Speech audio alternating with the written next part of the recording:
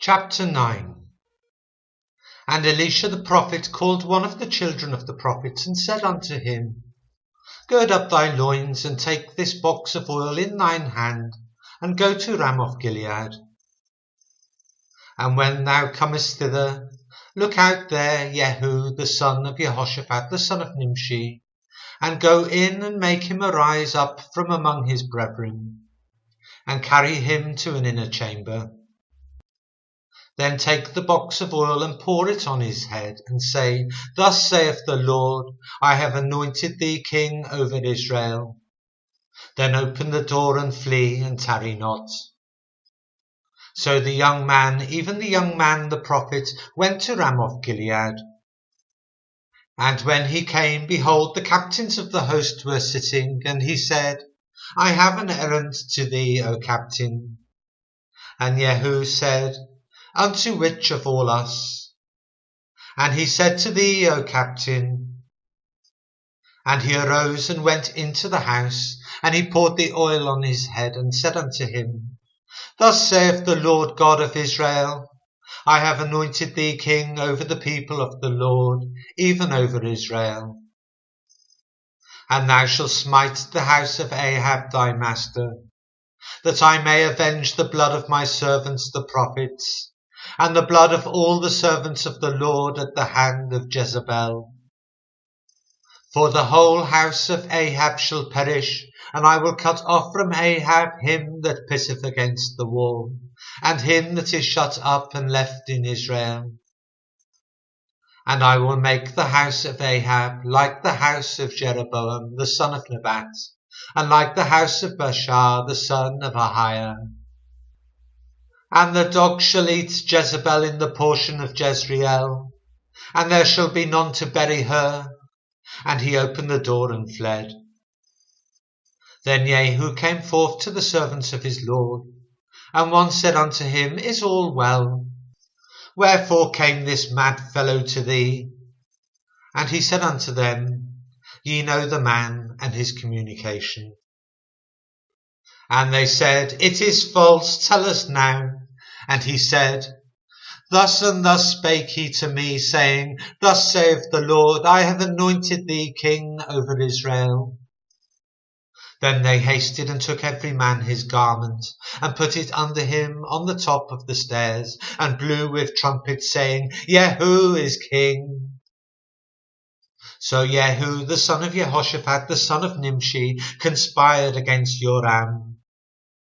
Now Joram had kept Ramoth Gilead, he and all Israel, because of Hazael king of Syria.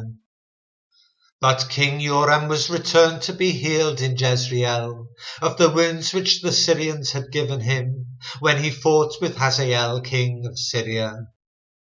And Jehu said, If it be your minds, then let none go forth nor escape out of the city to go to tell it in Jezreel.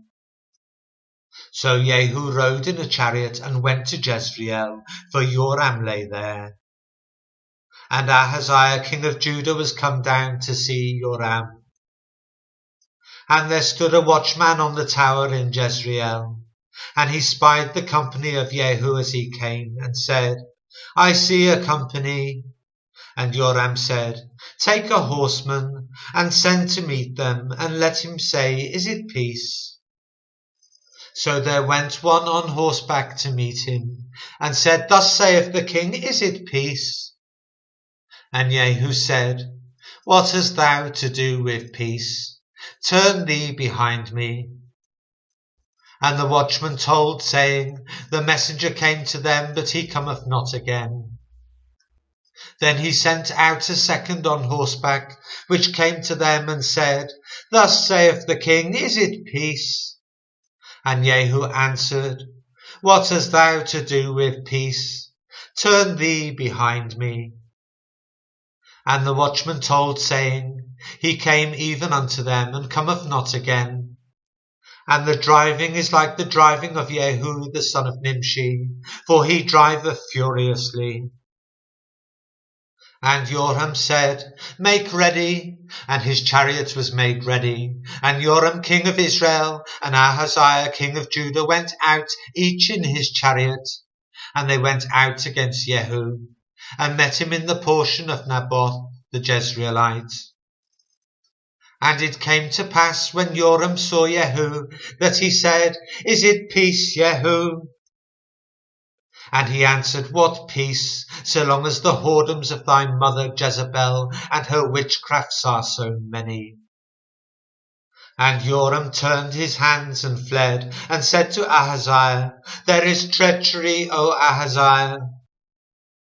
And Jehu drew a bow with his full strength, and smote Jehoram between the arms, and the arrow went out at his heart, and he sunk down in his chariot.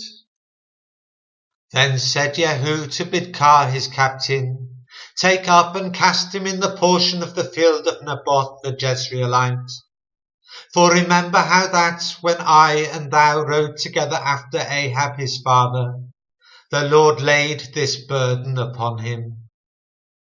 Surely I have seen yesterday the blood of Naboth and the blood of his sons, saith the Lord, and I will requite thee in this plat, saith the Lord.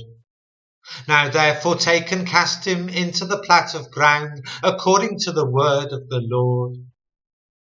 But when Ahaziah the king of Judah saw this, he fled by the way of the garden house. And Jehu followed after him, and said, Smite him also in the chariot. And they did so at the going up to Gur, which is by Ibleam. And he fled to Megiddo, and died there. And his servants carried him in a chariot to Jerusalem, and buried him in his sepulchre with his fathers in the city of David. And in the 11th year of Joram the son of Ahab began Ahaziah to reign over Judah. And when Jehu was come to Jezreel, Jezebel heard of it, and she painted her face, and tired her head, and looked out at a window. And as Jehu entered in at the gate, she said, Had Zimri peace, who slew his master? And he lifted up his face to the window and said, Who is on my side, who? And there looked out to him 2 or 3 eunuchs. And he said, Throw her down. So they threw her down, and some of her blood was sprinkled on the wall, and on the horses, and he trode her under foot. And when he was come in, he did eat and drink, and said, Go, see now this cursed woman, and bury her, for she is a king's daughter. And they went to bury her, but they found no more of her than the skull, and the feet, and the palms of her hands. Wherefore they came again and told him, and he said, This is the word of the Lord, which he spake by his servant Elijah the Tishbite, saying, In the portion of Jezreel shall dogs eat the flesh of Jezebel. And the carcass of Jezebel shall be as dung upon the face of the field in the portion of Jezreel, so that they shall not say, This is Jezebel.